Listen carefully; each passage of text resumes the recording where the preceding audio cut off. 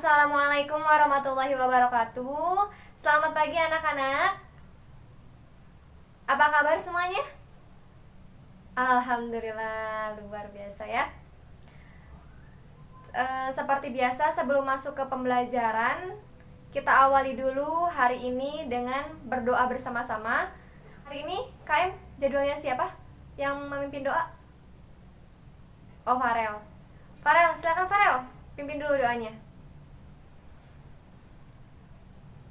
Amin ya rabbal alamin. Nah, coba sekarang perhatikan teman-teman sekelilingnya. Ada yang tidak hadir? Hadir semua? Alhamdulillah rabbil alamin. Hadir semua? Alhamdulillah. Nah, begitu ya. Bagus nih, hadir semua nih kelas ini. Bagus. Nanti jadi percontohan. Karena hadir semua harusnya makin tambah semangat nih ya kita belajarnya. Coba sebelum kita masuk ke materi baru, Ibu mau tanya dulu nih, ada yang masih ingat tidak pekan kemarin kita membahas tentang apa? Belajar tentang apa? Ada yang masih ingat? Ayo. Coba yang masih ingat? Iya, Afia. Gimana Afia? Kemarin kita membahas tentang apa tuh? Betul sekali. Iya, pintar Afia 100. Kemarin itu kita membahas tentang sumber hukum Islam. Sumber hukum Islam itu ada berapa sih? Iya, Muhammad? Boleh sob. Apa aja? Al-Quran, iya. Hadis atau sunnah. Yang ketiga? Ijtihad. Iya, betul sekali ya apa yang dikatakan Afia dan Muhammad. Kemarin kita belajar tentang sumber hukum Islam. Dan sumber hukum Islam itu ada 3. Yang pertama Al-Quran, yang kedua hadis atau sunnah, dan yang ketiga adalah ijtihad. Nah, kita ambil salah satu aja nih ya, dari yang pertama, sumber hukum Islam yang pertama yaitu Al-Quran. Dalam Al-Quran sendiri itu kan ada banyak ya hukum-hukumnya, tidak hanya 1, 2, 3, tapi sangat banyak sekali. Al-Quran memuat banyak hukum-hukum Islam. Salah satunya dalam Quran surat Al-Ahzab ayat 23 sampai 24. Ada yang tahu membahas tentang apa ayat tersebut? Belum ya. Ayat tersebut membahas tentang hukum berperilaku jujur. Nah, ini dia ya, Quran surat Al-Ahzab ayat 23 sampai 24-nya. Ada yang mau membacanya? Iya, Jingga, boleh. Yang lainnya harap perhatikan Jingga ya. Silakan Jingga.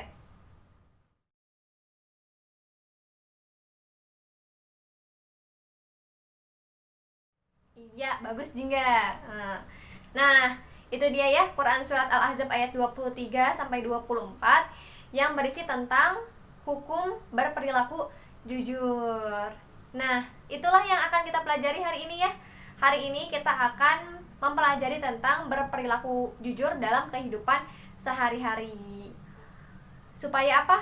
Supaya kita semua bisa paham betul bahwa kejujuran itu adalah ajaran pokok Islam dan merupakan perintah Allah Subhanahu wa taala yang tertera dalam Al-Qur'an dan hadis, yaitu sumber hukum Islam yang pertama. Berarti jujur ini merupakan keharusan ya, keharusan bagi kita sebagai orang Islam.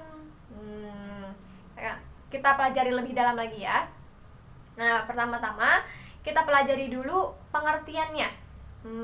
Coba di sini ada yang udah tahu belum pengertian jujur apa? Jadi jujur ini kalau dalam bahasa Arab itu sidik ya. Jujur dalam bahasa Arab adalah sidik, yang artinya benar atau juga bisa diartikan dapat dipercaya. Nah, dari pengertian tadi maka dapat kita ketahui ya kalau jujur itu adalah suatu kebenaran, suatu yang real, fakta terjadi ya, antara perkataan dan perbuatan selaras gitu ya. Nah, itu dia pengertian jujur ya. Nah, biasanya kan ya kita semua taunya jujur itu dalam perkataan, dalam ucapan lisan. Tapi sebenarnya jujur itu tidak hanya sebatas perkataan saja gitu. Tidak hanya apa yang keluar dari mulut saja, tapi jujur juga ada banyak bentuknya. Selain yang pertama yaitu yang tadi ya, jujur dalam perkataan, itu yang pertama. Yang kedua juga ada jujur dalam bermuamalah. Bagaimana jujur dalam bermuamalah itu? Ada yang tahu? Seperti misalkan kita bertransaksi. Misalnya begini, ada penjual beras menjual beras yang kualitasnya bagus tapi dicampur dengan beras raskin. Nah, itu tidak jujur dalam bermuamalah, tidak jujur dalam bertransaksi. Begitu juga misalkan kita nih, Afia nih jajan misalkan ke warung, kembaliannya kelebihan, harusnya kembalian 1.000 malah kembalian 2.000.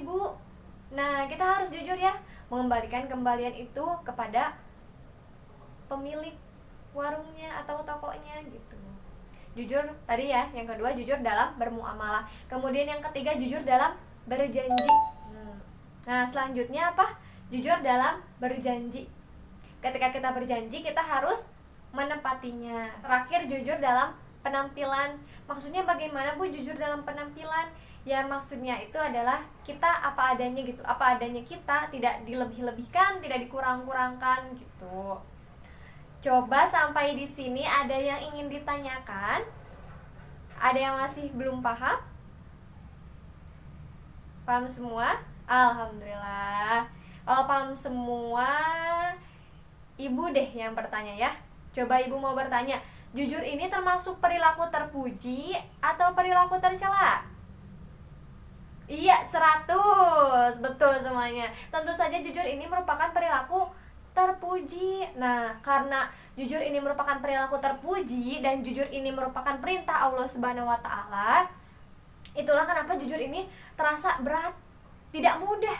Jujur ini tidak mudah, benar? Jujur itu seperti kunyit. Ada yang sudah pernah coba ramuan kunyit yang direbus? Itu rasanya pahit, tapi manfaatnya sangat banyak. Itulah kalau diibaratkan jujur tuh seperti itu. Sulit, berat, pahit, tapi mendatangkan banyak kebaikan. Pasti ya, pasti jujur ini merupakan perilaku terpuji karena diperintahkan oleh Allah Subhanahu wa taala dalam Al-Qur'an, juga dicontohkan oleh Rasulullah SAW. Itulah mengapa Rasulullah SAW mendapat gelar Al-Amin yang artinya dapat dipercaya. Karena apa? Karena kejujuran Rasulullah SAW sendiri. Tapi karena jujur ini merupakan perilaku terpuji, jujur ini sangat berat dilaksanakan. Betul apa betul? Berat apa berat? Berat ya. Jujur ini berat sekali dilaksanakannya. Seperti pahit sekali. Karena jujur ini terasa berat, karena jujur ini tidak mudah, untuk itulah jujur ini memiliki keutamaan-keutamaan. Apa saja coba keutamaannya? Keutamaan yang kita dapatkan apabila berperilaku jujur juga banyak, makanya terasa berat, makanya terasa sulit. Apa aja sih Bu memangnya keutamaan jujur itu? Yang pertama, kejujuran adalah salah satu tingkatan iman dan merupakan penyempurna iman seseorang. Bagaimana Bu? Jadi begini, ketika seseorang berperilaku jujur, maka otomatis dalam hatinya sudah tertanam iman kepada Allah Subhanahu wa taala. Dan jujur ini menyempurnakan keimanan orang itu sendiri. Karena kan kewajiban kita itu kan yang rukun Islam itu ya, sholat, puasa, zakat, naik haji, kemudian ibadah-ibadah wajib yang lainnya. Nah, jujur ini merupakan sebagai penyempurna gitu. Jadi kalau itu kan lebih ke ibadah, kalau jujur ini lebih memperbaiki akhlak gitu. Ketika ibadahnya sudah baik, kemudian ditambah akhlaknya yang baik, maka sempurnalah iman seseorang tersebut. Kemudian yang kedua, kejujuran akan membimbing pada kebaikan. Seperti dalil Quran surat Al-Ahzab ayat 23-24 yang tadi dibacakan ya, bahwa kejujuran itu akan mendatangkan kebaikan dan mendekatkan kita kepada Allah Subhanahu wa taala, mendekatkan kita kepada surga. Sementara apabila kita berbohong, maka akan menggiring kita kepada neraka, dan neraka itu sangat amat pedih sekali azabnya ya. Nah, untuk itulah keutamaan kita berperilaku jujur. Jadi kita semakin dekat dengan Allah dan kita akan bahagia dunia maupun akhirat.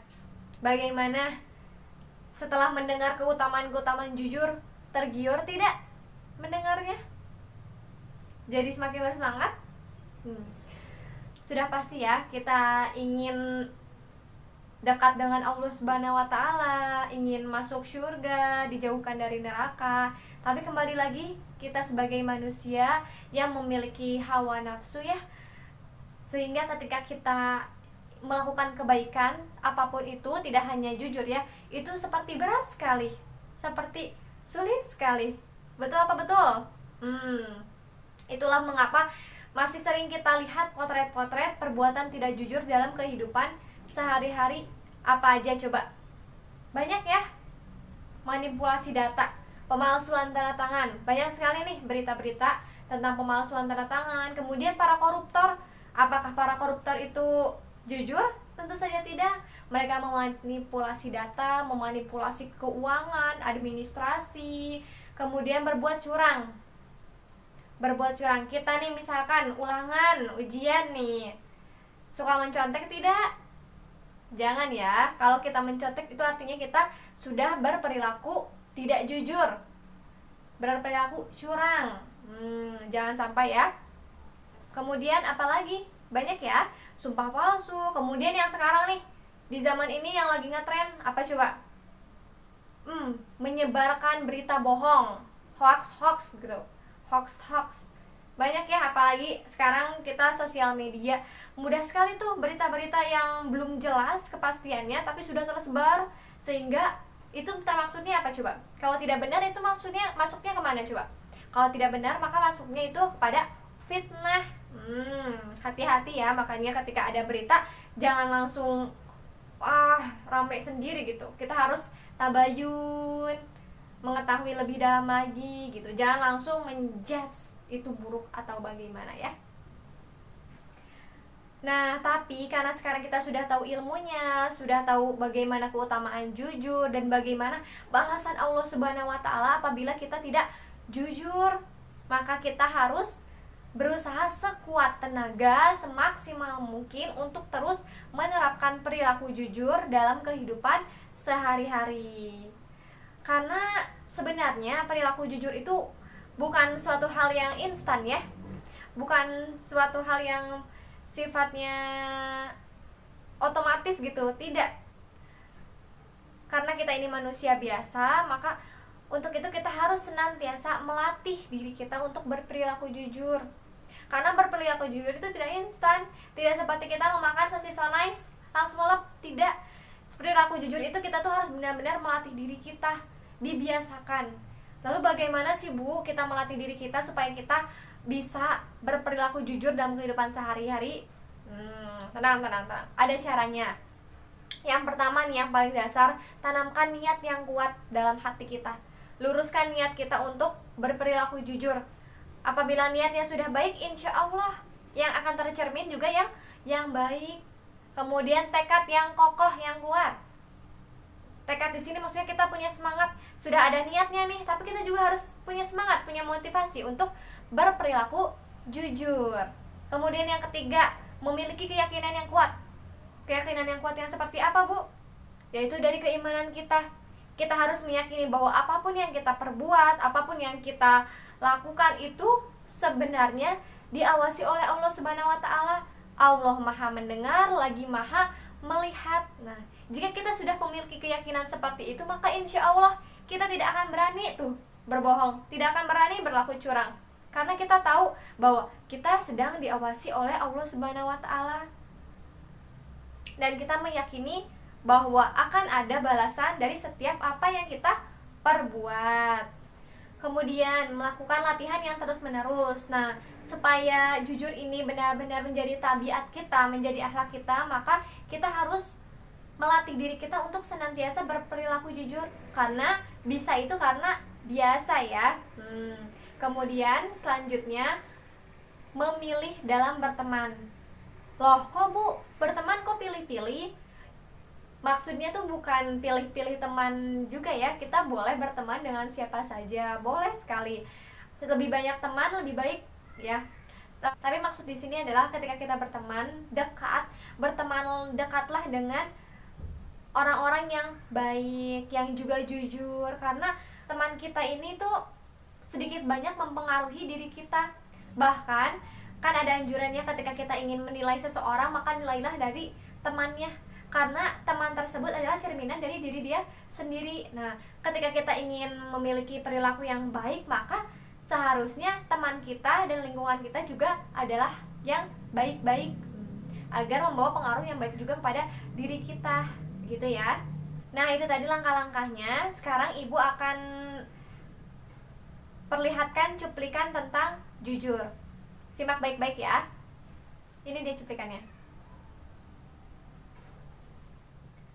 Nah, setelah menonton video, sekarang silakan bentuk kelompok. Satu kelompoknya berisi 5 orang. Silakan bentuk kelompok ya. Sudah dibentuk kelompok? Iya, bagus. Nah, tugasnya silakan setiap kelompok mendiskusikan terkait apa saja hikmah-hikmah yang bisa kalian ambil setelah menonton video tentang kejujuran yang tadi telah ditayangkan ya. Silakan tulis hikmah-hikmahnya sebanyak mungkin. Dan Ibu beri waktu 10 menit untuk mengerjakan ya. Silakan dimulai dari sekarang. Sudah 10 menit ya, waktunya sudah habis. Silakan dikumpulkan tugasnya ke KM. KM nanti berikan ke Ibu ya. Silakan sekarang kumpulkan dulu di KM ya. Sudah dikumpulkan semuanya di KM? Iya, bagus.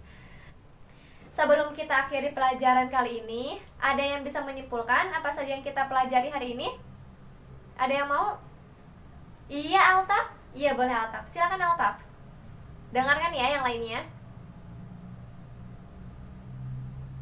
Iya, bagus Altaf. Beri tepuk tangan dulu dong untuk Altaf. Bagus sekali Altaf. Terima kasih Altaf.